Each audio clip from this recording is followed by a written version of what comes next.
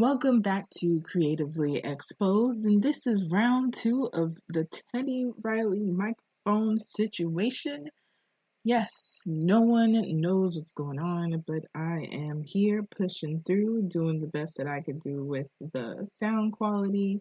So I apologize ahead of time. There will be like little beeps or things that, just aren't usually there. But just like last week, this interview was so dope and so moving and so high in energy that it just can't be replicated. So I hope you enjoy it as much as I did having the conversation. Kathi from Baldwarrior Movement is just so inspiring and exciting and just an overall badass from Australia. Isn't that cool? Um, so enjoy it. There might be a little bit of language, but this is a safe space, and so we must be able to express ourselves as we would like and as it frees us. So check it out. Thank you to every single person who listened last week and all of the weeks, honestly. It's been hard with all of this, new quote unquote normal or what have you to create and be a creator. So I'm happy you're here today. I'm happy that you're able to listen and take a moment for yourself. And, next week I will start giving updates about what I'm working on. I started a Patreon. I'm working on my merch shop and the like. So enjoy the show. Don't forget that you are magic. No te olvides que eres magia. Pas plier ou c'est magique. Thank you. Welcome to Creatively Exposed, a conversation for creatives, introverts, sapiosexuals, and all of the people entertained and who love us. I am Liz Flo, the podcast host, poet, writer, and overall Afro-Caribbean Latina creative. I know that is a mouthful, but welcome to the show.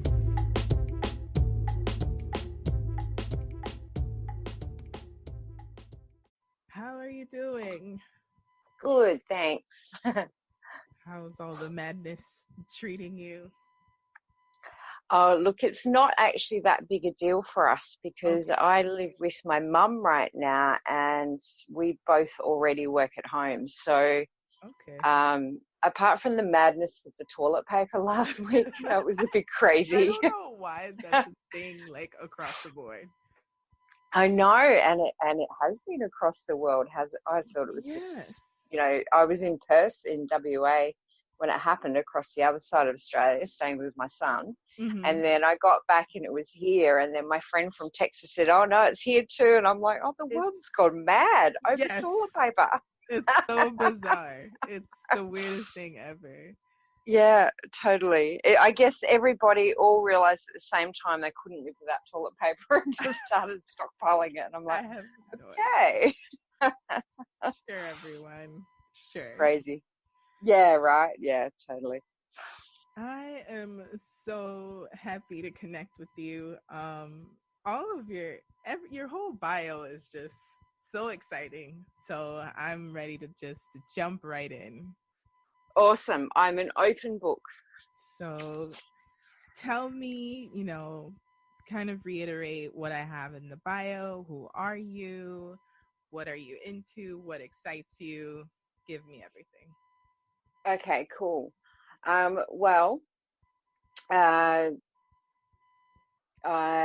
was born in New Zealand and then we moved to Australia as a young child, and then my sister was quite sick, had leukemia, and she died when I was 8.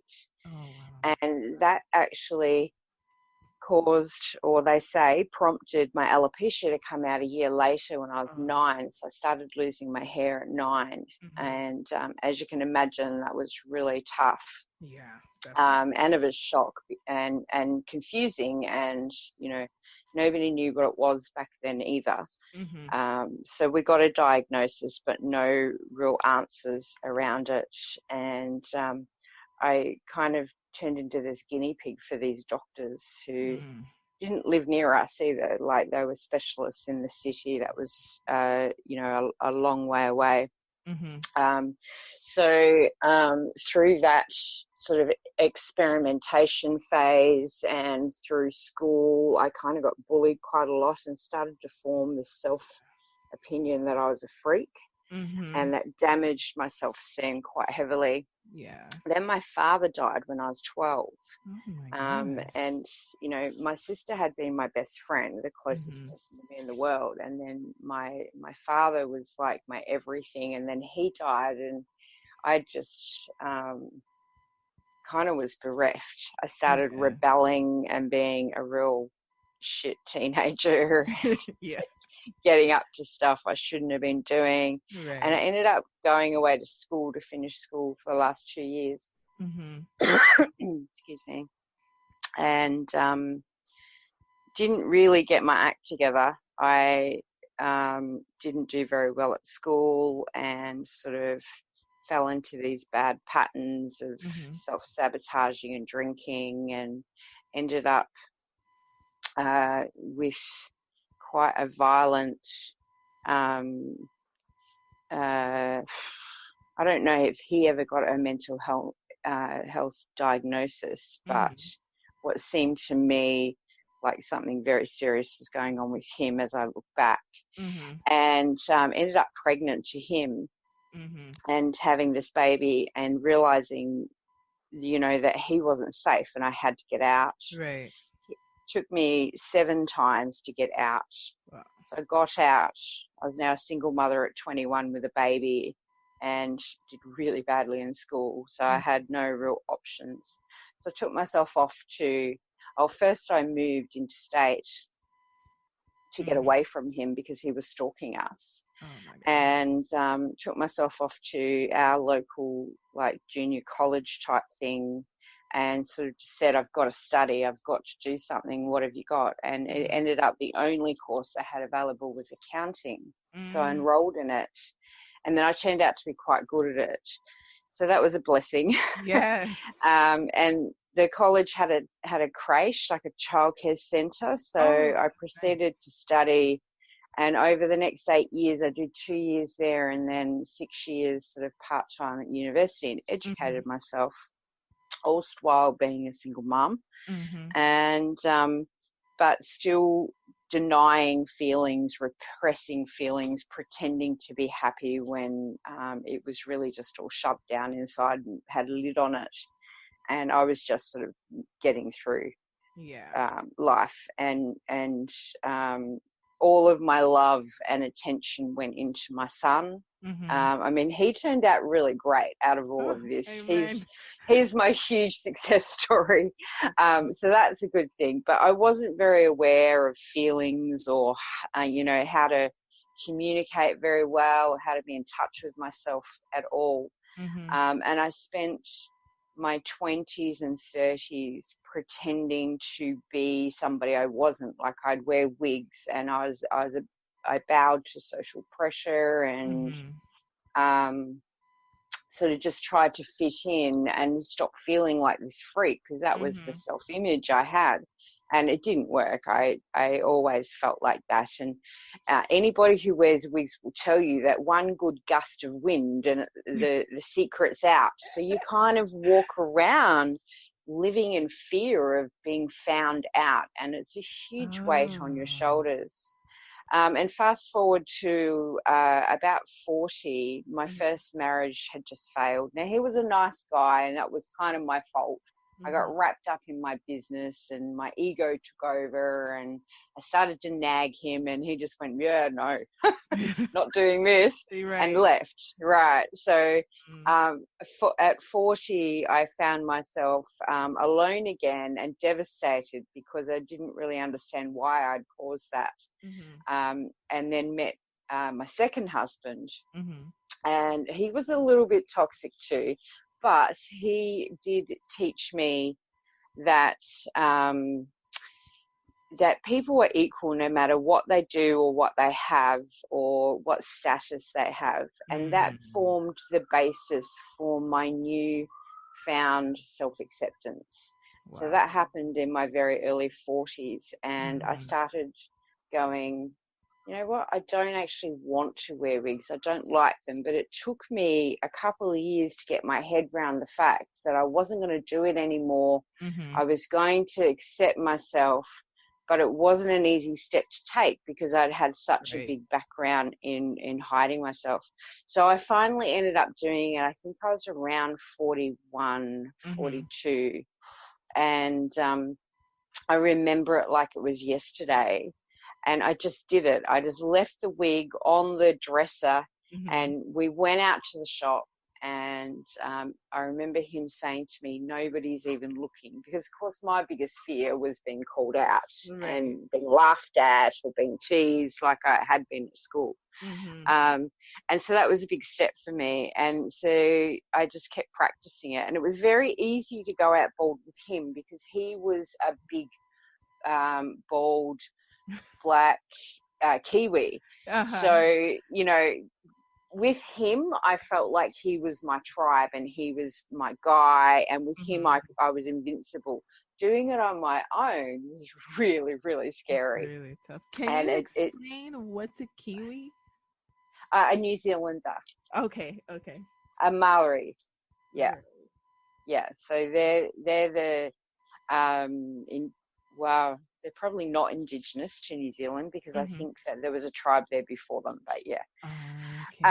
So he was a Maori, and so he had learnt at a very young age that he needed to just go, nah, fuck the world, I'm me. Because he was so different. Yeah. And I loved it about him too. It was such a valuable lesson. And, you know, despite the toxicity that we did have in our relationship, that was such a golden lesson for me. It was life-changing, that I will love him forever for it. And so I kept practicing going out bald, and it got easier little bit by little bit. And when I first did it, I did notice I used to get the cancer question all the time, like, do you have cancer? Are you a survivor? You know, things like that. And people were coming from a place of sympathy or empathy or, you know, not so much pity, but I didn't like it. It made me really uncomfortable. And I think that's because my sister had died of it. And I didn't want to be associated with illness because I was fine. Apart from alopecia, I'm really quite healthy. So I decided that I was going to tattoo my head. Yes. So that's what I did. Which I love. And yeah, it's amazing. It was again life-changing, literally life-changing for me. From the time he first started tattooing the outline on, it took 20 hours to finish it over 5 sessions. And I could feel my confidence just growing every time another part of the dragon emerged. And it completely changed how I felt about myself, and really helped me take my power back from alopecia back to, no, I am an awesome chick, and I can rock this bald, and I can do it on my own terms. And so that's what the tattoo is about.